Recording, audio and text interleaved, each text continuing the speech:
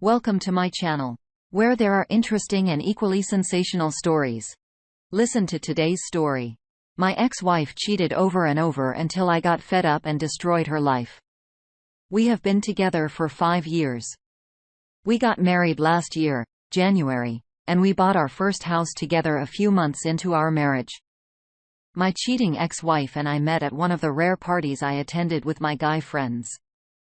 I was an introvert who really went out with people, but that night, my friends had dragged me along with them, saying that I needed to interact with people. Normally, my friends would already be dancing or playing at party games. However, this time they were all nowhere to be found. I was tired of staying at the party and was looking for one of them to tell them that I was going home. I saw my best friend standing near the door across from the snack table, talking to 2 very attractive ladies. He was an intern at the local hospital at the time, and he rarely got the chance to meet or talk to girls. I was surprised as to him really interested in talking to a girl. Apparently, one of the girls was a new intern in the hospital he was looking at. I walked over to them, and one of the ladies saw me approach.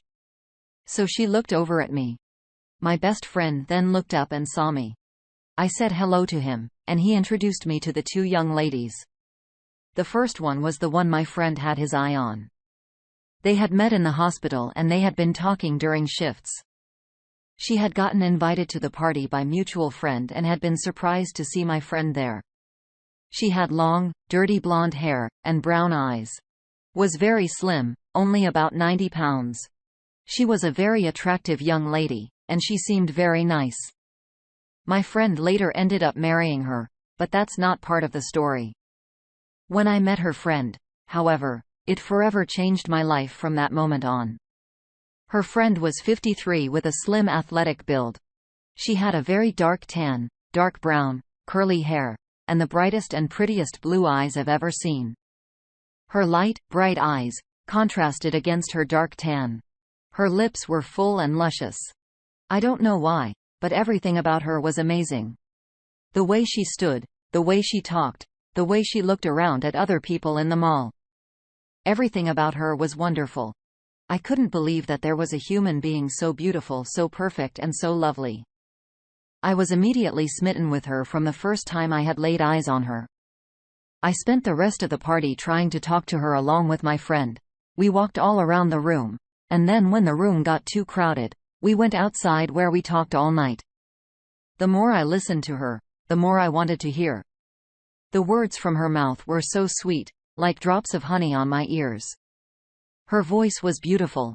Every glance, every smile, every look from her were more treasured than anything I had ever received in my life. I was hoping that she liked me at least half as much as I liked her, because it was already starting to hit me that this was my soulmate. It was truly love at first sight. I didn't get her number that night, but we soon met at another party with some of my other friends.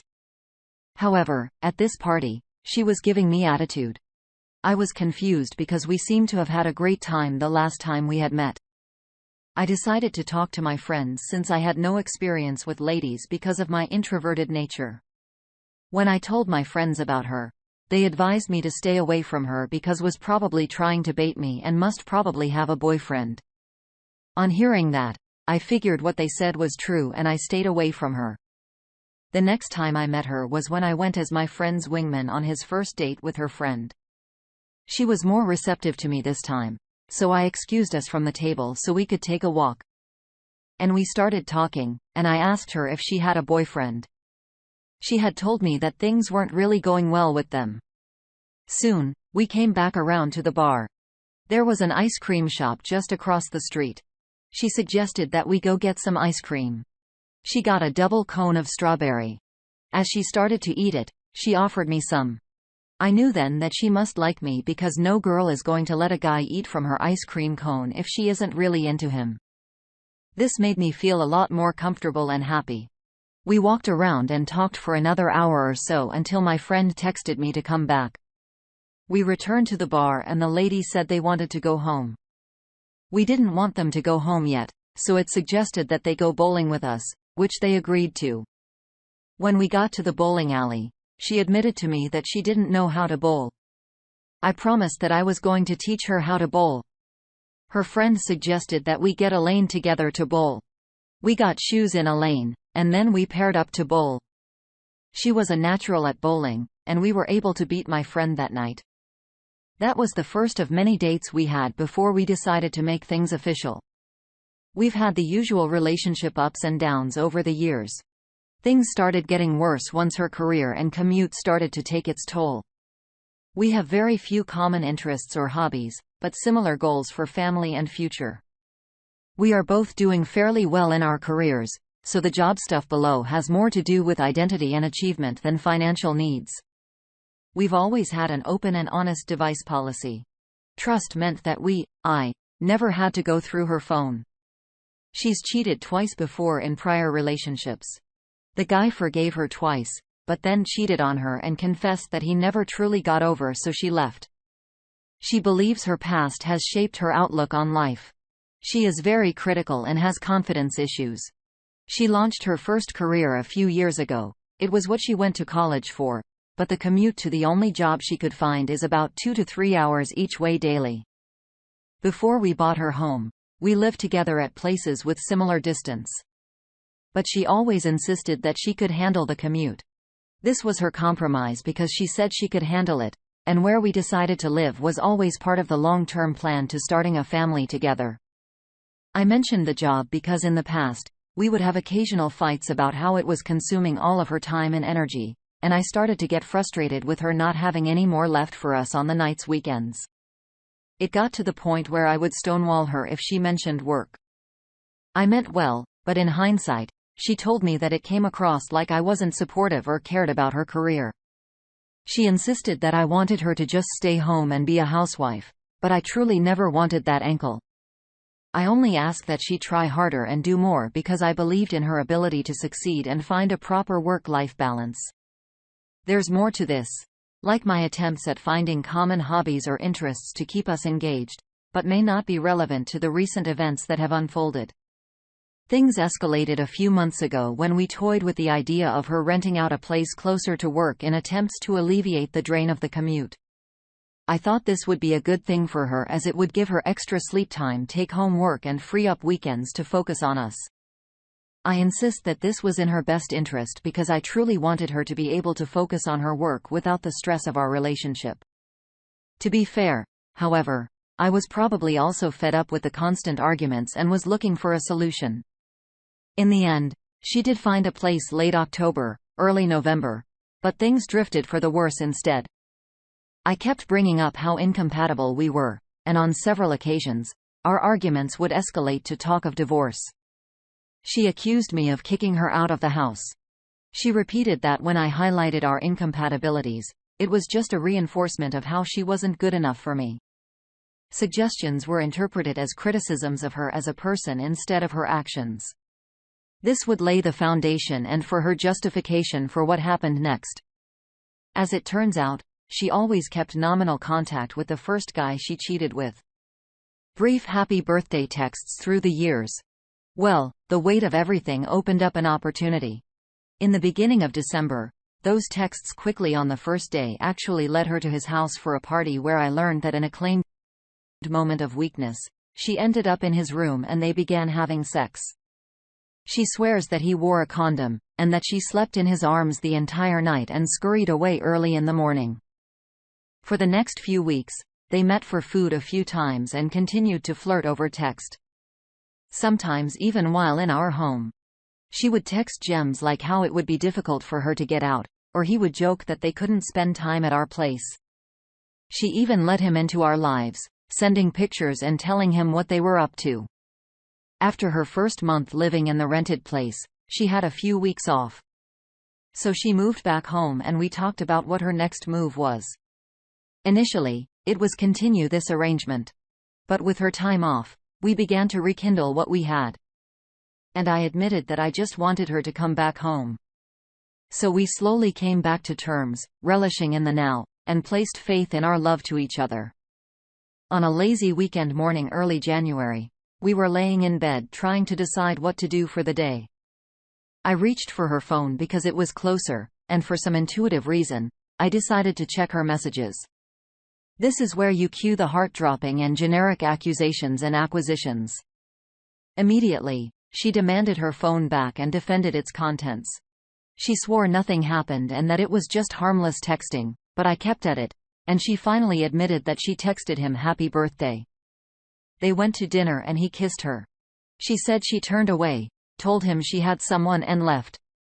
If you're keeping track, that's line number 1. She told me that he said he never stopped loving her. That when she and I were at our darkest and lowest times, she justified her actions and his attention because she just needed to feel special again. So though we were on the cusp of divorce, she just needed to feel like somebody. Guys, we all know this is the easiest move in the book. I just trusted her and thought she was stronger than that. Well, that was enough for me. Despite all of my attempts to stay rational and level-headed, this was too much for me. I told her she had to go. She pleaded and cried, but I insisted. This doesn't happen to me. I asked to read through the text in its entirety, but she reacted by deleting everything. I was livid. Frankly, maybe this was the way it was supposed to go. In frenzy, I helped her pack and told her that this would be for the better. That we would stay good friends and that we would laugh about it one day. But we were married. I calmed down and realized that I needed her in my life. So less than 24 hours went by before I asked her to come back and we tried to reconcile.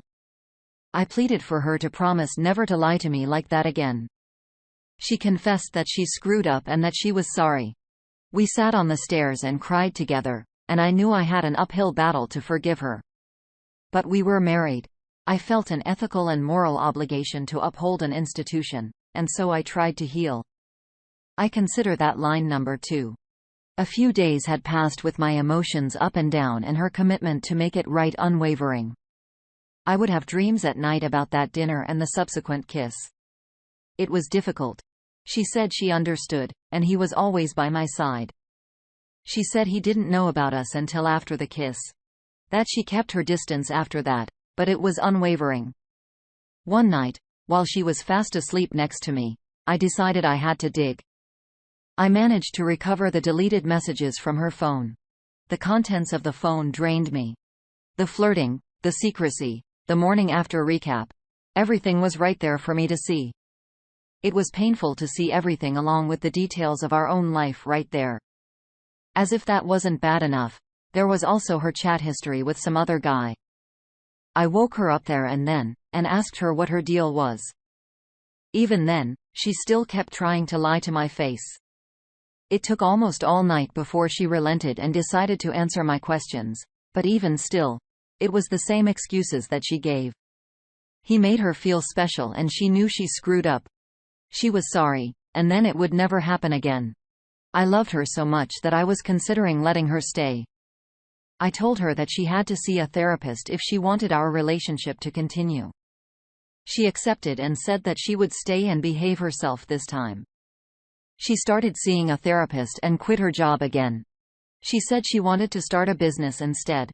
She spent months of doing research and gathering market samples. I thought she was being busy, so she wouldn't have to chat anymore. But I was wrong. She made friends with some of the people she was working with, so they occasionally hung out sometimes after the day had ended. This was fine with me. I wanted her to have a social life in a new city. Besides, they were all women, so I trusted her. And we were both clear about wanting a monogamous relationship with one another, so there was no space for cheating again. One day, it didn't come home. I texted her out of concern, just making sure she was all right, and didn't hear back until the next day when she got home at the same time as me wearing another man's shirt. I asked her about it. She said one of her new friends had gotten too drunk and taken off his shirt and ran off. So they spent all night looking for him. I, being the devil's advocate, believed her. She started coming home drunk more often, which I didn't approve of. I gave her an ultimatum, letting her know that as much as I supported her taking her own journey and learning her own lessons, that I couldn't condone the actions that were happening. That things needed to change if we were going to continue being in each other's lives. On Thursday, I was on my way home from work. I had decided not to go to the gym because work was extremely exhausting.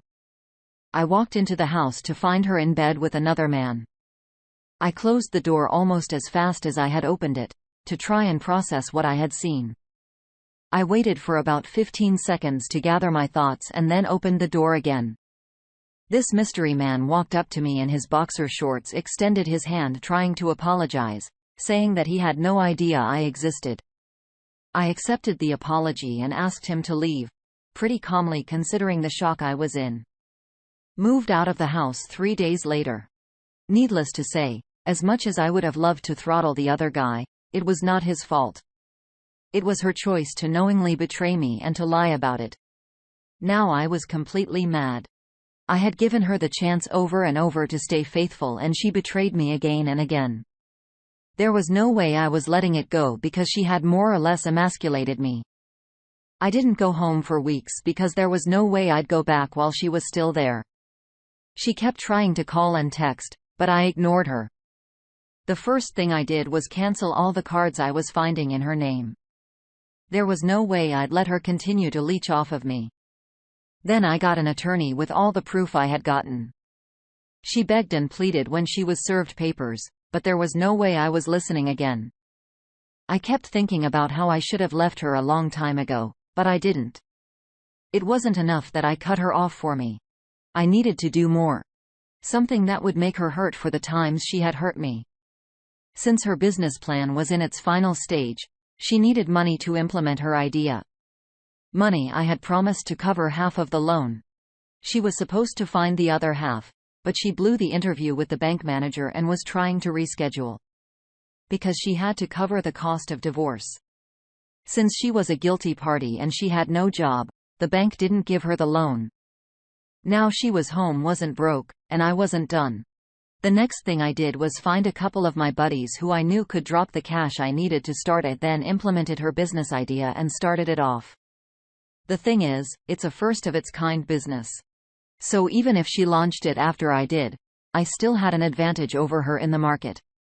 The business was a hit with everyone, and I have been having a great time reaping the benefits. As she could steal my heart, stomp on it over and over again, then I was entitled to stealing her business idea.